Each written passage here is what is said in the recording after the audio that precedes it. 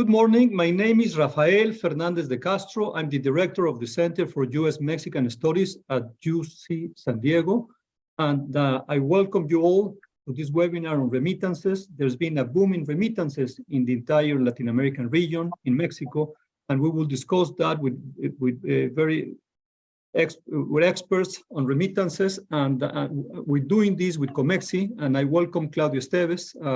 Thank you, Claudia, for being with us representing Comexi. It's wonderful to have you with us. And so let me before I give the floor to Claudia, let me ask Mariana if she could help me in explaining you how this webinar will be translated into Spanish. Please, Mariana, and before I give the floor to Mariana, let me welcome also, we organized this along with El Universal, El Debate, El Siglo de Coahuila, El Siglo de Durango, El Siglo de Torreón, El Informador, El Imparcial, Frontera, La Crónica, Pulso y El Diario de Yucatán. Thank you all of these newspapers in Mexico for joining us. So, Claudia, yours is the floor. Please, if you could introduce the panelists, and then we will start with our webinar. And first of all, we'll go to Mariana so she could explain it. I mean, how to listen to this. Okay. Sorry, Claudia. Gracias. Good morning, everyone. We will be offering simultaneous interpretation in English and Spanish during this meeting.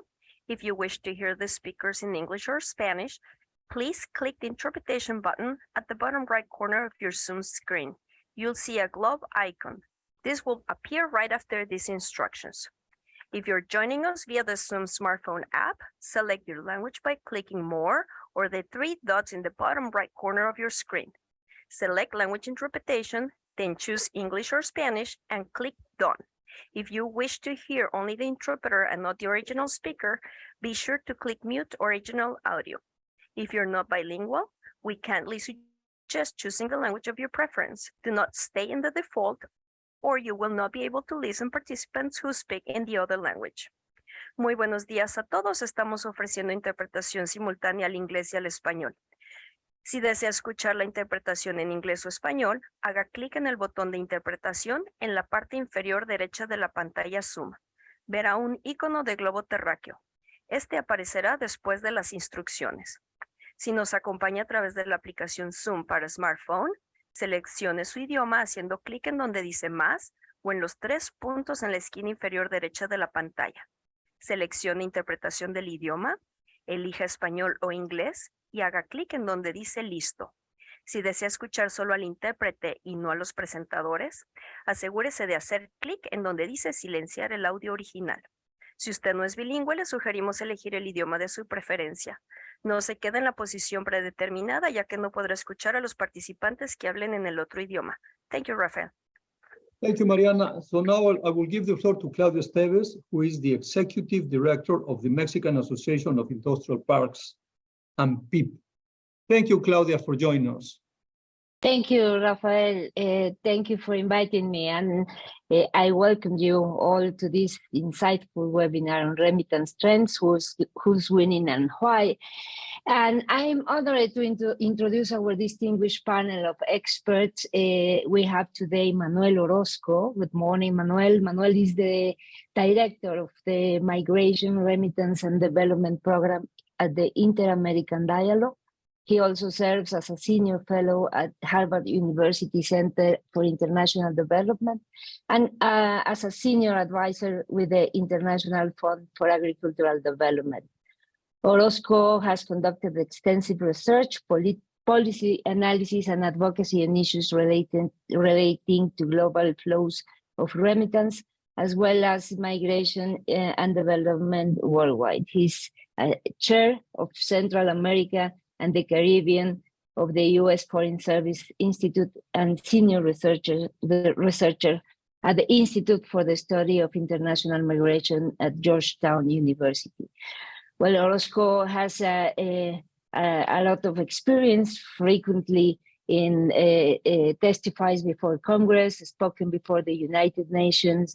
Orozco has published widely on remittance, Latin America, globalization, democracy, migration, conflict in war, on societies and minority politics.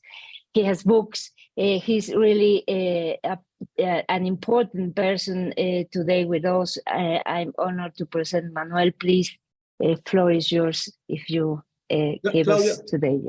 Claudia, could you introduce Carlos and Catalina, and then we will start with the question? Yes. Of course. Sorry. We also have today Mr. Carlos Serrano. Carlos Serrano is chief economist in BBVA in Mexico. He oversees a team of economists conducting work on economies, financial markets, and regulations. He's also a member of the Asset and Liabilities and Regulatory Committees, where he holds master's and PhD degrees from the University of California and Berkeley, where he specialized in macroeconomics, international finance, and industrial organization. He was awarded in 2000 the National Prize on Economic Research, awarded annually by Banco Nacional de Mexico.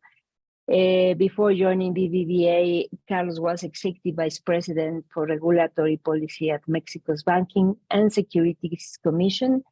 He also worked at the World Bank, where he was, among other positions, country economist for Peru, Paraguay, and Bolivia.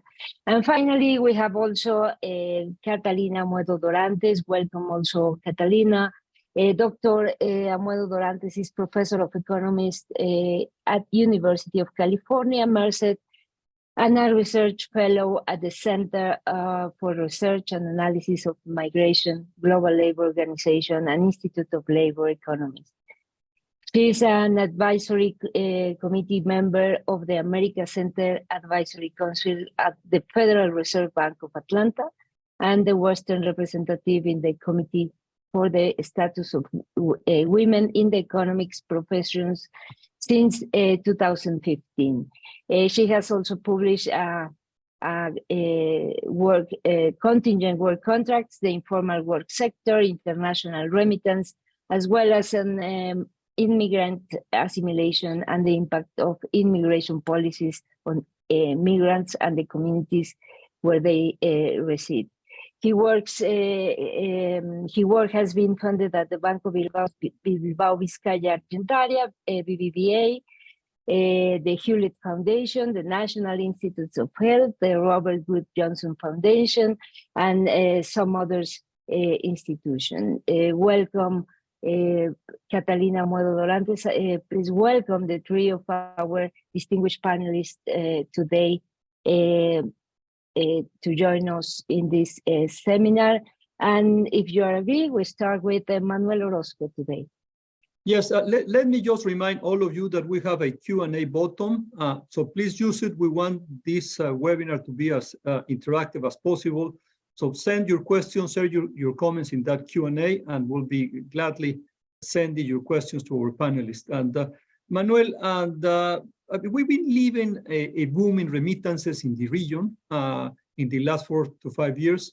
So how can you explain this boom, Manuel? It's we had a very complicated situation economically speaking because of COVID, and in spite of that, remittances grow and they continue to grow. So could you give us a sense of this boom in Latin America, Manuel? And then we'll go to Carlos to try to ask Carlos if he could zoom up in Mexico, because he and his bank have been doing a lot of research on Mexican remittances. So we'll go to you, Manuel, first. Go ahead, please. Thank you, Claudia and Rafael, for the invitation to share some of these views and perspectives on the issue of remittances. I think there has been an important sustained growth of the flow of remittances to Latin America and the Caribbean.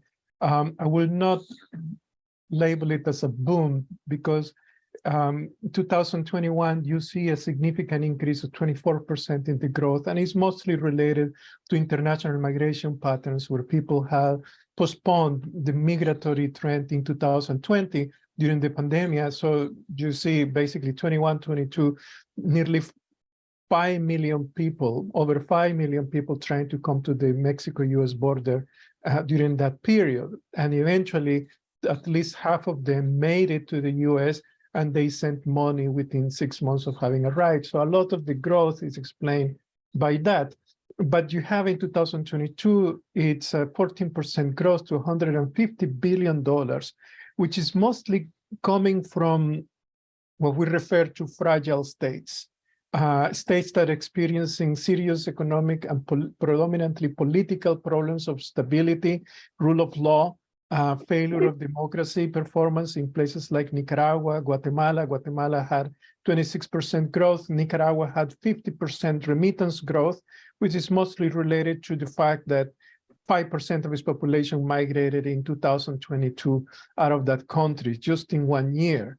And you also have increases relating to not only to migration, but also to the average amount remitted. Remember that when we look at remittances, the growth is measured in terms of increases in quantity or in the amount sent. And in this case, you see a combination of both. For example, in the case of Mexico, you see sustained migration taking place over 350,000 people every year since 2017. And then you have increases in the principal amount, especially for a country like Mexico, more than other countries like Guatemala or Honduras. So you see a significant growth coming from that. And then there are other intervening factors. One of them is, for example, related to economic well-being. There's been an improvement in savings ability of certain migrants in the United States to send money. There is also an increase in the money sent from different locations within Latin America and the Caribbean. For example, Venezuelans in Chile, Colombians in Costa Rica, or in the case of Haitians in the Dominican Republic, there's been an increase in that South-South corridor. So all of those factors come to explain the dynamic of the growth, something that I don't see is going to be that sustained over the long term, but we can discuss it as we move forward. Thank you, Manuel. Let's go with you, Carlos. Carlos, you and BBVA, you've been studying remittances for quite a long time. Could you help us understand the boom in Mexican remittances, the sharp increase? Now, I mean, we're coming almost to $60 billion a year. And according to The Economist, remittances in Mexico in 10 years ago, in 2012, they represent 1.9% of GDP. And last year, they represent almost 5% of GDP. So, Carlos, just share with us, I mean, how come we have so many remittances in Mexico? Which are the regions that are mostly benefiting from this? And so you give us a sense of that increase of remittances in Mexico. Thank you, Carlos, for joining us. Thank you, Rafael. Thank you, Claudia. It's a pleasure for me to be here. And I would say, yes, it has been a very significant growth in remittances in the last 10 years, but in particular, I would say since 2020, no? In 2020, remittances grew 11% and they reached 40 billion. Then in 2021, there was a growth of 27% with no precedent, reaching 52 billion. And as you mentioned, Rafael, in 2022, they almost reached 60 billion. The number was 58.5, growth rates of 11%. So what's happening and where are these remittances going? I would say, first, I agree with Manuel. Everything indicates there has been an increase in migration in general from Latin America to the US, in particular from Mexico. We will have to see the definite numbers in surveys, but looking at the number of detentions in the border, they have tripled, no, since 2020, and this suggests that migration has been increasing. So I think that's a factor, but I will argue that at least in the Mexican case, the most determinant factor has been the strength of labor markets in the US. As you know, since the pandemic, after the reopening and the initial increase in unemployment, labor markets have been improving very significantly, to the extent that we have been seeing in the last several months unemployment rates that are the lowest in 40 years. And that has also resulted in pressures for wages. And in particular, labor markets are very tight in sectors that employ more Mexican migrants and in general Latin American migrants, in particular services. That's where you see the biggest shortage of workers. So that strength of the labor market, together with the fact that there has been an unprecedented increase in savings in US households. Just to give you an idea, excess savings, that means savings that are above the trend, have reached recently $3 trillion. That's around 10 percentage points of GDP. That's very significant. And an important part went to Mexican families. These excess savings, I think, can be explained first because there was initially an increase in savings in the pandemic as people were not able to go out and consume as before, but also there was a very significant fiscal expansion in the US. And I think part of that fiscal expansion has been sent through remittances to Mexico. On what you were saying, Rafael, it's very telling. As you say, remittances now have a macroeconomic importance in Mexico. They are short of 5% of GDP.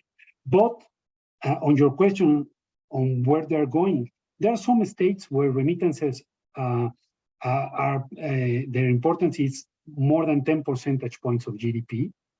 States with high migratory intensity, such as Zacatecas, such as Michoacán, they are getting more remittances.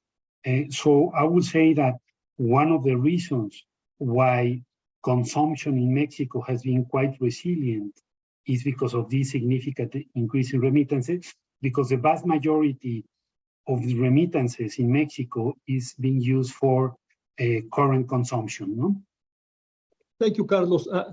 Catalina Almoedo, thank you for joining us. Let me ask you, are these level of remittances sustainable? Manuel says, I don't think so, but what is your take on this? And again, if you could give us a sense of who's benefiting from this increase, of very sharp increase in remittances.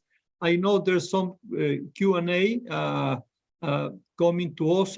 Please let me remind you that we will expect you to ask us questions. So please use that Q&A feature, and we will be ready to answer your questions. Go ahead, Catalina, and thank you for joining us. Thank you. I think that part of those questions have been already answered. I think that, yes, there has been a very significant growth, and we know that part of the growth was, in fact, a very fast recovery of employment in the United States. Basically, despite a very high and rapid increase in unemployment between May 2020 to May 2021, unemployment rates almost practically recovered. So there was a very rapid growth in employment. The US labor market recovery has been very strong, as you know, with the sustained growth in real wages, and that has sustained a lot of the growth. And really since the borders open after the lockdowns, it has been a tremendous increase also in migration flows. So migration flows that had dipped considerably during 2020, now they are basically surpassed the levels of basically that they had in 2019 before the pandemic. So I think that those two are factors that have contributed, and I think that some of the factors that contributed also to the growth might not be there later on. So some of them have also been mentioned. For example, all the unemployment insurance relief, and the reasons for sending for altruistic reasons during the pandemic may dissipate, although there are other crises boiling in Central America and Latin America that probably will continue to push those flows. So my suspicion is that some of the factors that have pushed it during the pandemic, after the pandemic struck, might disappear, but there are also other factors that contribute to the continued growth. And one might be the amazing increase in immigration flows that we have been experiencing at the border. And I think your other question was regarding who benefits. So I think that, usually most of the remittances, just as Carlos was mentioning, basically are used by households back home for day-to-day consumption. I think that also, like Manuel was saying as well, there have been a lot of crises going on in Latin America and Central America. And so I think that they are really used for immediate purposes of maintaining that consumption of the household. I think that there are different policies that can be adopted in the long run to facilitate those flows. And there are policies that affect the sending of remittance flows to migration policies that can be adopted, and even establishing institutional arrangements for the education of migrants prior to migrating can also be helpful, or diversifying the migrant destinations in order to soften the volatility of remittance flows. But I think even migration policies in the receiving countries, like here in the United States, can have a significant impact also on the volume of remittances, depending on whether they favor high or low skill migration, as well as permanent settlement or not. And even policies like immigration enforcement policies that have led to incredible volumes of deportations during recent years can also affect remittance flows. So, yeah. Thank you, Catalina. Claudia, I believe there's quite a few questions there. I wonder if you could share with us some of the questions. Before I would like to ask Manuel and all of you, we have thought about remittances helping or pushing development in Latin America. Are remittances, Manuel, advancing development in Latin America? And Claudia, why don't you give us a sense of what questions we have there? And well, yes, we have three questions, Rafael, that I think we can put together to optimize time. On the one hand, a participant writes about Signos Vitales organization warns that the abrupt increase in remittance in Mexico in the last 4 years could be due to illegal activities. On the other hand, Gabriel Espana asks our experts if the amount of money registered as remittance to Mexico contain funds from organized crime or possible cases of money laundering. And also Victor asks if drug proceeds are significant in remittance. I think we can put together these three and ask our experts about what can tell us. Go ahead, Manuel. Let me put together the four questions, your question with the other one. Signos Vitales, with all due respect, and I'm going to answer in Spanish, están mamando. Whichever way you want to look at this, when it comes to remittances, on compliance in particular, there are very stringent mechanisms to control the flow of money. There are very robust procedures to determine whether a transaction is illicit or not. In this business, that is basically based on very small amounts of transactions, monitored carefully. It is extremely costly and risky to engage money transfer businesses into illicit transactions. So the evidence, the actual investigation, the compliance mechanisms show that there is very little room, if none, for illicit activities. Second, when you look at the data, the actual data of the number of Mexican migrants that, we had 12 million migrants in 2010, more or less, Mexican migrants, and the number dropped by 2015 to 11 million. And then from 15 moving forward, there's been an increase, a gradual increase that now has over 12 million Mexican migrants again. And that increase is predominantly connected to the increase. You also see an increase in the principal amount. And Carlos was talking about, improving in wages. The fact is that when we look at the average amount remitted by a Mexican migrant, we're talking about they're sending over $6,000 a year, relative to $4,500 in 2018, 2019. So there is an increase in the amount sent by Mexican migrants. There are also less migrants are returning. So it's important to put facts before going into the speculation to look at the patterns. And when it comes to the question on development, look, development is a policy issue. Remittances do improve people's quality of life.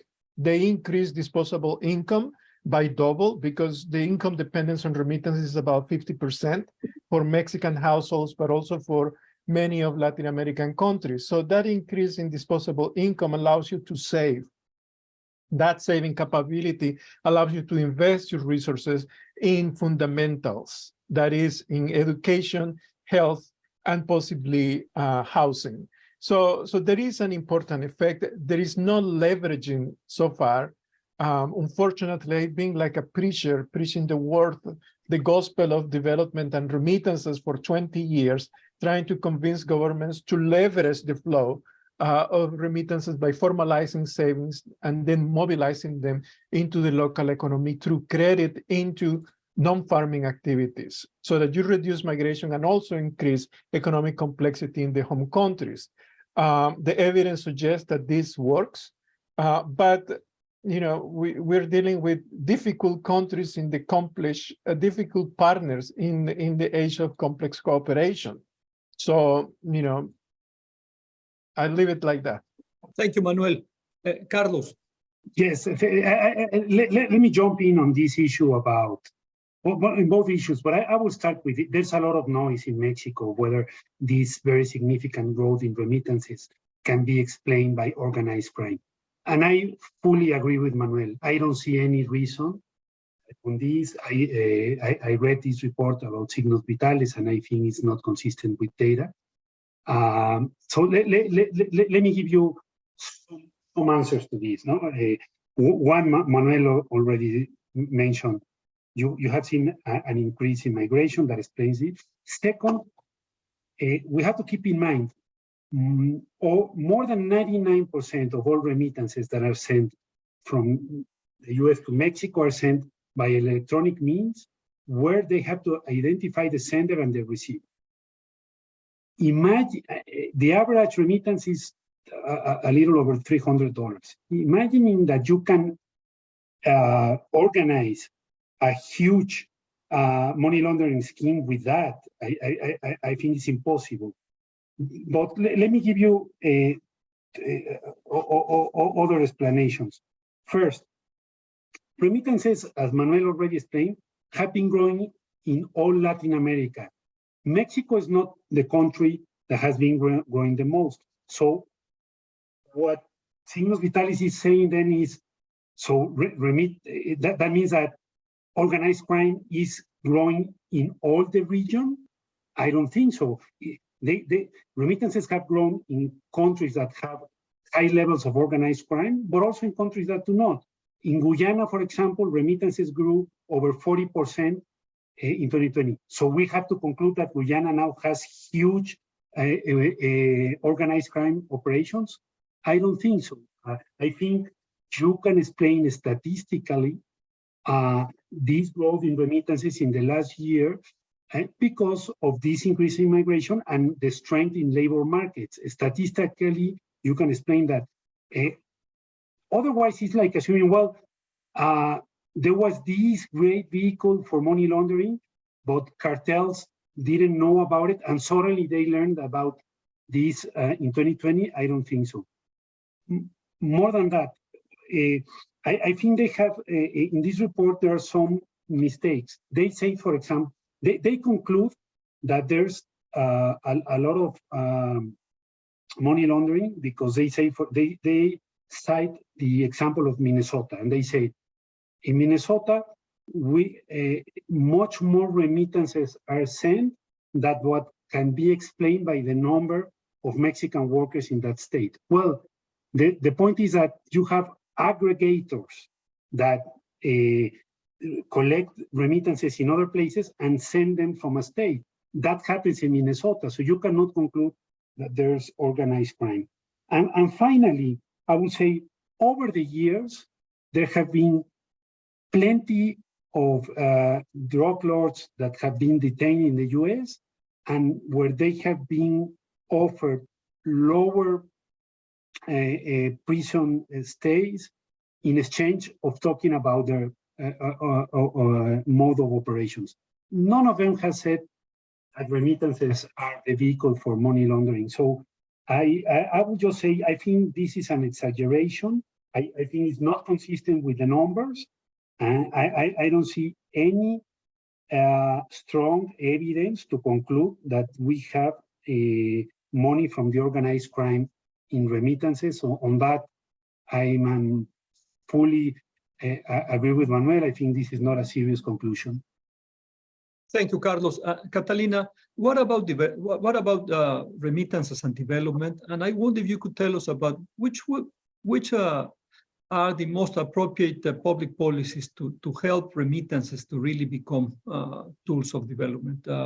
In Mexico, we used to have the 3x1, 3x1, in which the three levels of government were putting $1 per each dollar sent by the U.S., the Mexicans in the U.S. and the Club de Oriundos, or the hometown associations.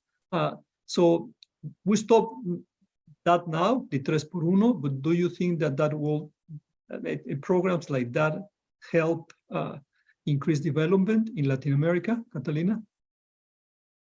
I think that, and Manuel made some allusion to all these programs that have been there was this effort in establishing programs that could promote investments and really gathering remittances from the community to, sometimes it was, to rebuild the schools, other times was for basic infrastructure.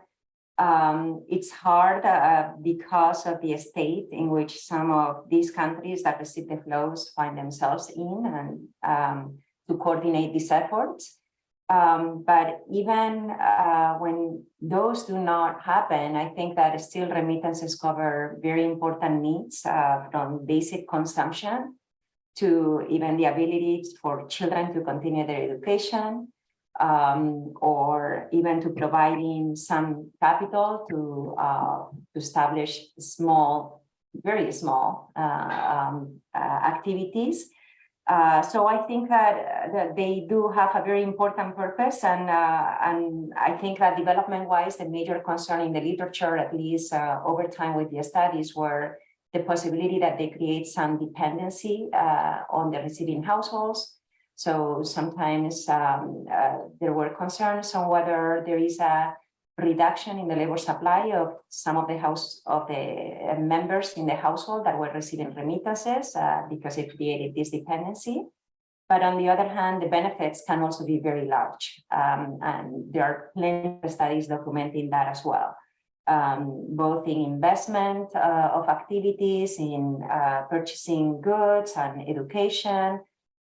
So I think that there are pros and cons, and it depends really how they are being used. I think that in terms of policies, there are many things that one can do. I mean, aside from promoting or facilitating the sending of remittances and coordinating how those funds are used in the receiving end, I think that there's also a lot that actually can be done in terms of migration policies.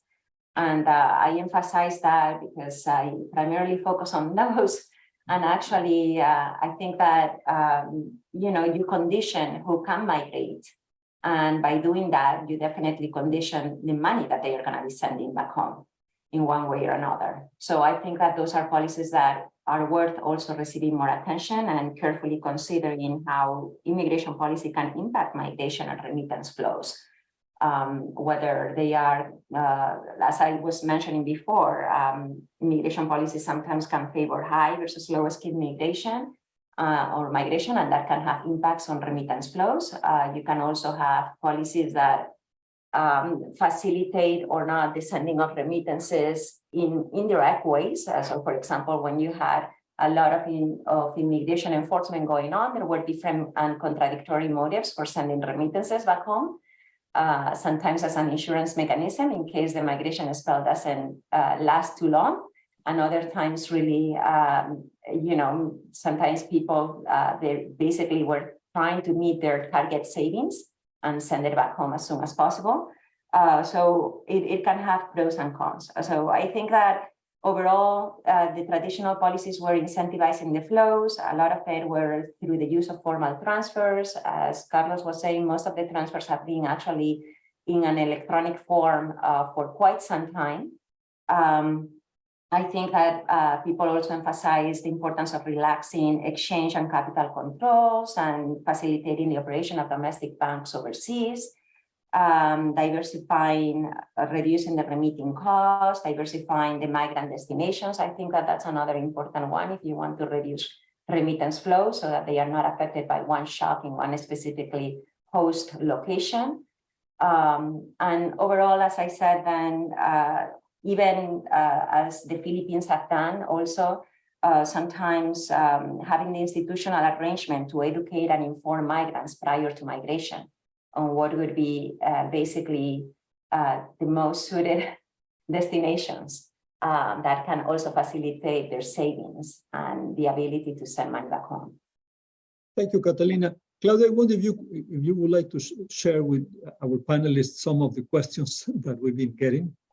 Sure, I have three about inflation in Mexico and the peso. Jorge Izquierdo asks what could be the effects on inflation and productivity in Mexico. Another participant asks where do the remittances go? There is more spending, but we are facing very high inflation. The economies move again, but services and food costs are increasing. What's happening here? And I have also questions. Are the remittances why the dollar has been losing value against the peso? I think we can put this together. Thank you, Claudia. Let me add to that, Manuel. How you see the financial inclusion of Latin Americans in the US? Because one part is remittances, but financial inclusion is a little bit more than that. Could you give us a sense of how many Latin Americans have bank accounts in the US? How many have access to credit? That's another very important topic, by the way. Carlos Serrano and Manuel Orozco, we will put it together, this book about financial inclusion that we will publish soon. So go ahead, Manuel. Your mic. Unlike developing countries in industrialized economies, especially in the United States, you're more likely to have access to credit than to own a bank account. Unfortunately or fortunately. But it varies from nationality to nationality. It's connected to certain socio-demographic profiles. But in the case of Mexico, we're talking about at least 70% of Mexican migrants with a bank account. Now, the number hasn't increased in the past 10 years because of migration. New migrants come in without a bank account, so they drop the percentage. And as new people try to increase the access to financial services, the new migrants drop you in the percentage. The same thing we see it among Hondurans, for example. 50% of Hondurans own a bank account. Guatemalans, the number is similar, but then you have other nationalities like Cubans, Venezuelans, who have a more stable legal status. They're more likely to own a bank account over.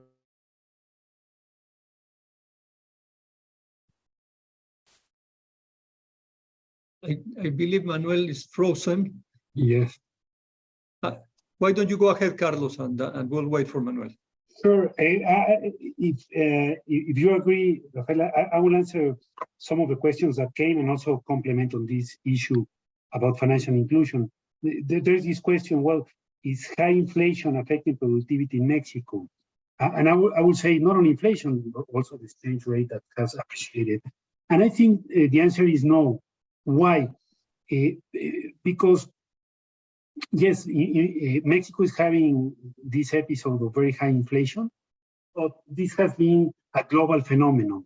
So that means if inflation will only be happening in Mexico, yes, Mexico will be losing competitiveness and productivity, but this being a global phenomenon, inflation has been also high in the US, high in other countries that compete with Mexico. In relative terms, Mexico has not been losing competitiveness. I also think Mexico is not losing productivity. Yes, wages have increased, but real wages have been depressed in Mexico for a long time. In a nutshell, Mexico remains more competitive in terms of labor force costs, of course, in the US, but I would say also than China, which is crucial in these times of nearshoring. So I don't think Mexico has been losing productivity because of it. And regarding the issue that Manuel was tackling, I think the big goal that we have as both authorities, academics, and the private sector is how to foster financial inclusion, not only among issuers of remittances, as Manuel was saying, newcomers have trouble opening bank accounts. In many cases, they don't want to do that because of the fear of being discovered and deported, but also among recipients. Financially, in this book that we're working together, Rafael, as you know, we're showing that the level of financial inclusion in Mexico is lower among recipients of remittances than when compared to the general population. And I think that that is key to the point that we were mentioning and that Catalina was mentioning. At the end of the day, remittances are not being used to foster higher growth in Mexico, and I would say in the region, because they're used mainly and the vast majority for day-to-day consumption, and they're not being invested. And I think that in order for these remittances to be invested, we need to foster financial inclusion so that eventually recipients can think about the possibility to obtain credit backed by the flow of remittances. A bank could see what is the monthly amount that a person on average is getting on remittances, use us as a proxy of income and provide credit. But for that, we need to increase financial inclusion. And I think the way to do that is not by building more branches, no, of Banco del Bienestar, is by using digital channels. That will really help us to use remittances in productive uses. Sorry, then I was muted. Hey, Catalina, what is your take on all of this? No, I think that all of this has been shown in different studies. And I think that, yes, I mean, one of the benefits also of remittances is that by boosting savings, they actually promote access to financial institutions and they promote financial literacy. And I think that this is something that basically is essential in order for remittances to have a use that surpasses that of the day-to-day consumption and needs of paying for food and housing and other expenses. So I think that that is probably the biggest challenge, is this promoting of financial literacy and really access to financial institutions. But yeah, I think that there are studies that have shown that they can do that, and the challenge is to be able to facilitate that. Thank you, Catalina. Claudia, I wonder if you could read more questions. There's one from our very good friend, Monica Berea, and it's basically asking us, and Carlos, you might want to take try to answer this. There's a lot of Central Americans now in Mexico, a lot of Haitians, a lot of migrants in transit who are basically staying in Mexico. Are they getting remittances? So that could explain that also that Mexico is getting more remittances. Are they helping the amount of remittances coming to Mexico? And Claudia, could you would you like to share a few other questions? And we have Manuel back, so we can also go to him after we talk to Carlos. Sure. Yes, there are more Central Americans that are staying here in Mexico, as you know. I don't think the growth in remittances is explained because of that. These migrants are basically waiting, many of them on the northern part of the country, to enter the US and do not have means to receive remittances in Mexico. No, they cannot open bank accounts.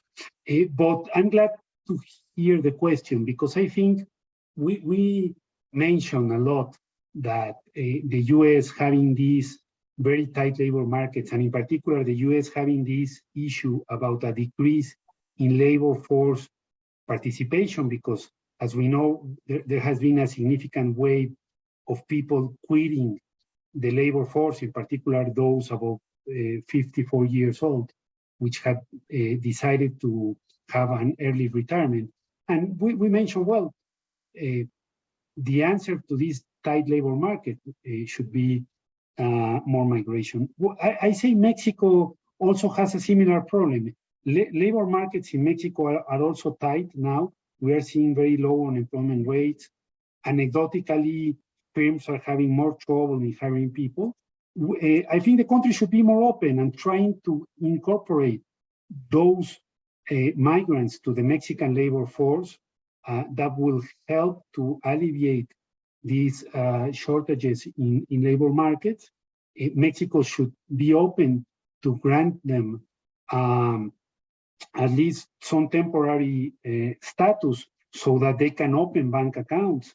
And with that, I think they will help to contribute to the Mexican economy, but also they could start, if they have relatives in the US, receiving remittances, because so far, as I said, it's very difficult for these migrants to receive remittances. So I think that for years we have been saying that the US needs to be more open-minded and needs to take away political rhetoric towards migrants. I think Mexico should start doing the same. Thank you, Carlos. Manuel, would you like to add something? My colleague is correct. The issue of more remittances to Mexico because of migrants in transit is not that predominant in terms of the marketplace for money transfers. We're probably talking about less than 30,000 transactions for migrants who are in transit who received money because of economic necessity while they're stranded in Mexico. This is not a new phenomenon. Mexico as a migrant host country, it's something that emerges basically in the early 2000s when there is a new migration wave and intensifies in the post-global recession of 2009. From that point on is where you see that many more Latin American in particular, and Caribbean people, Cubans, for example, and Haitians, came to Mexico, but as a point of transit. However, some of them have been prolonging their stay because of necessity, but it is still not relevant when it comes to quantifying the numbers element of remittances. Will it happen? I don't know. I think it will depend in terms of the demand for foreign labor in Mexico is still a question mark. Will Mexicans allow through temporary protected status, for example, type of legislations to have migrants stay? Probably not. I don't see the Mexican government really, or the Mexican state, having that tradition over time, over the past 30 or 40 years in that regard. So I think we'll still see the pattern of Mexico mostly as a transit place. Thank you, Manuel. Claudia, would you like to read some of the questions that we have from those who are listening to us? And perhaps we're entering into the last round because we have 8 minutes to go. And again, I want to mention and to thank El Universal, El Debate, El Siglo de Coahuila, El Siglo de Durango, El Siglo de Torreón, El Informador, Imparcial, Frontera, La Crónica, Pulso y el Diario de Yucatán for joining us in this webinar. And so back to you, Claudia. Thank you, Rafael. Yes, the participants are asking about if there is any expectation that commissions will come down and better conditions will be offered to customers, and also if is any risk of some taxes for remittances in the future from the side on the US or Mexico, and what about Canadian origin remittances? I think we can ask first these two questions.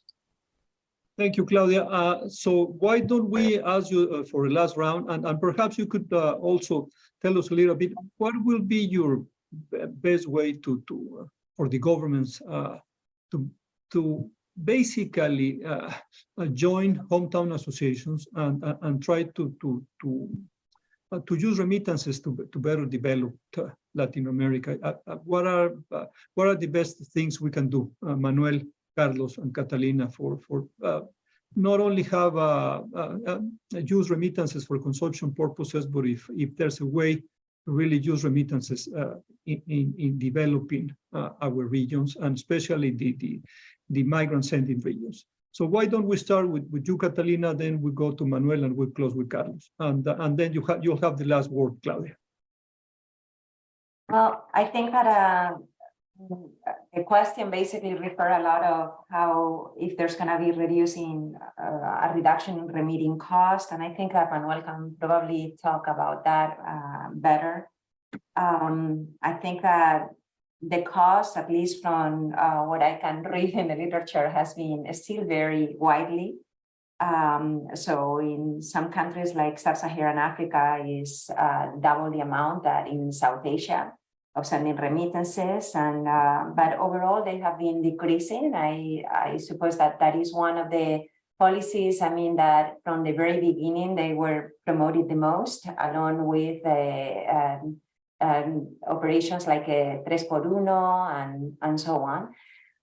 So I think that those are the more traditional policies that can continue to be implemented. I think that obviously that facilitates the use basically and the sending of money through formal methods, and also by doing that it facilitates financial inclusion, and as we were saying before, literacy, and promoting the savings and access to credit and investments. But I also think that that it could be also other things that could be done also through policies that, as I said before, I think that the migration policies, I think that are very important as well, because they condition basically who enters the country, and also how easy or difficult it's going to be for them to send the money. But I think that in terms of the cost, maybe Manuel, you can say more on that, on the remitting cost, I think. Thank you, Catalina. Manuel? Look, I think the point of departure to this is when you look at the intersection between migration and development, you need to focus on precision, proportion, and purpose. When it comes to migration, there are economic levels of engagement that migrants have. Remitting, sending money family to family, it's one thing. Donating for philanthropic activities is another thing, which is entirely different activity, separate from remittances. And investing is another economic activity. Consuming home country products, what we call nostalgic trade. These are four completely different economic activities. For each one, you need to have the precise and proportional type of policy on development. When it comes to remittances, the critical issue is not cost. Cost, everything has a price. And when it comes to at least the Latin American and Caribbean market, they are very competitive costs. In some contexts, they are even cheaper than, for example, buying data. In all of Latin America and the Caribbean, you spend $10 for 10 gigabytes of data. In a country like Nicaragua, it's unaffordable when people live on $150. The more critical issue is how to leverage remittances by increasing financial access. Why? Because it's a financial transaction. As you formalize the savings of people whose income increase because of the inflow of remittances, you can then develop considerations for asset building opportunities. And building assets is at the core of economic independence. So we need to have the right precision into the target approaches that you want to address. Investment requires certain type of facilities. For example, migrants still today, I mean, we talked about this 25 years ago, and we're still talking about it today. Still, migrants cannot open a bank account in their homelands.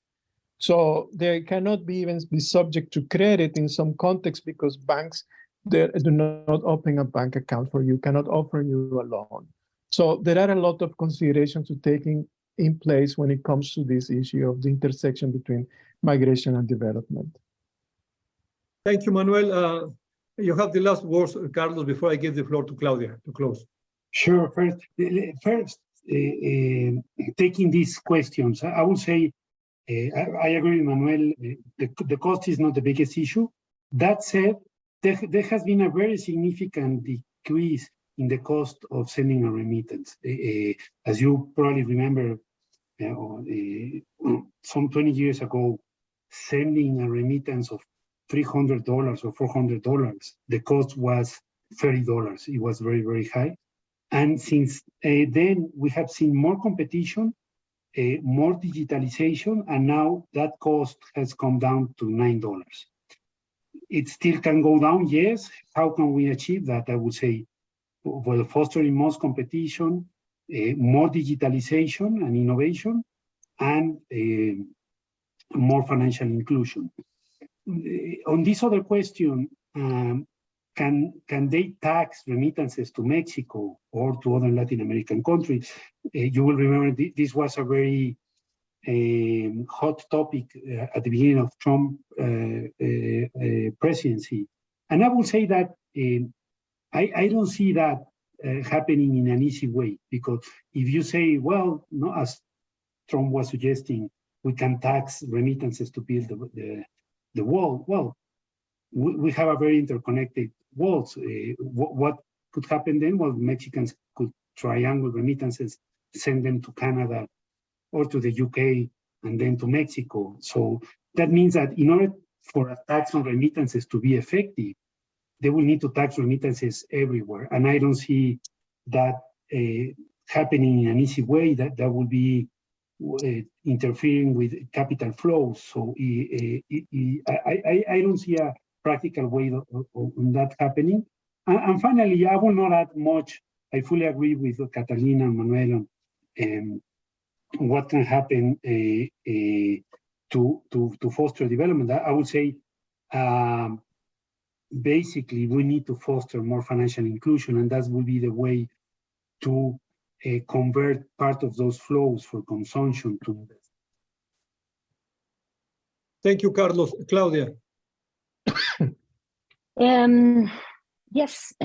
So who is winning and why? I don't know. There is still a lot to say, but time is over. Importantly, we learned today for remittance space and exciting is dynamic, and there are plenty of opportunities for growth of and innovation. Of course, for my part, I think the experts, Catalina, who shared their knowledge and experience with us today.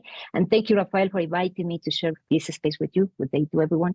I think it's over to do so. And thank you, everybody. Thank you, Catalina. Thank you, Manuel. Thank you, Carlos. And thank you, Claudia.